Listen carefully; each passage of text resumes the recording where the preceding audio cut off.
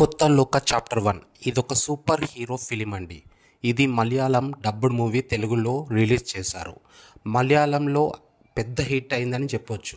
తెలుగు స్టేట్స్లో చెప్పిన టైంకి రిలీజ్ చేయకుండా కాస్త లేటుగా రిలీజ్ చేశారు.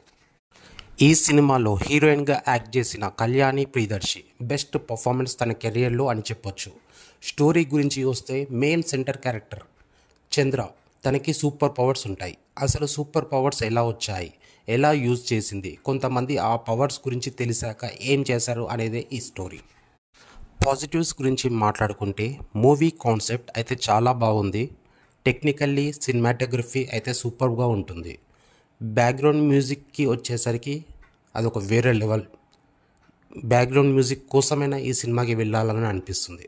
డార్క్ కామెడీ ఈజ్ సూపర్గా ఉంటుంది. ఇంటర్వెల్ సీన్ అయితే బాక్స్ బద్దలవుతుందండి. అండ్ నెగిటివ్స్ వచ్చేసరికి lengthy movie 2 hours 40 minutes run టైంతో ఉంటుంది.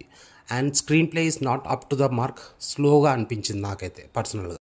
ఫైనల్ వర్డిక్ట్ ఏంటంటే కొత్త లోకానికి నిజంగానే తీసుకుపోయారా అని అనిపించింది నాకైతే.